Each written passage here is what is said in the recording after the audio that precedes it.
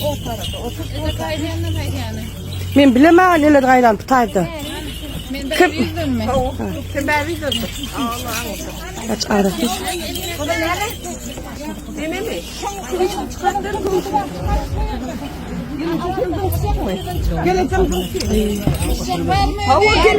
Geleceğim kımşı. Oldu mu? Başla vereyim mi?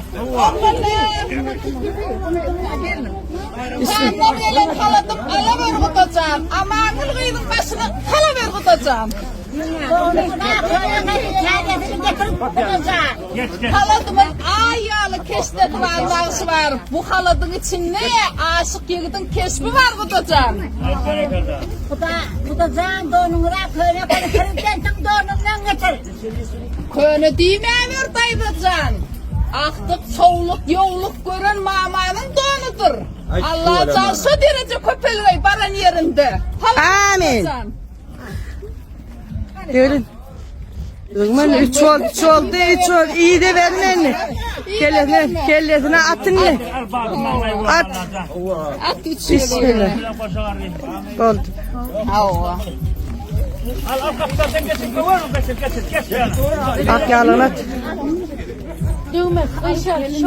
Soğunu düzecek, soğunu düzecek. Yoş. Soğunu düzecek.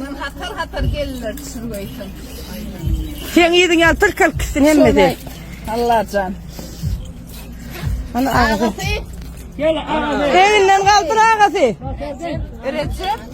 Recep hani Recep. Kim evinden kaldırıyor? Ağabey. Koltuğu verecek ağası. Arka duracak ağası. Niye dedin?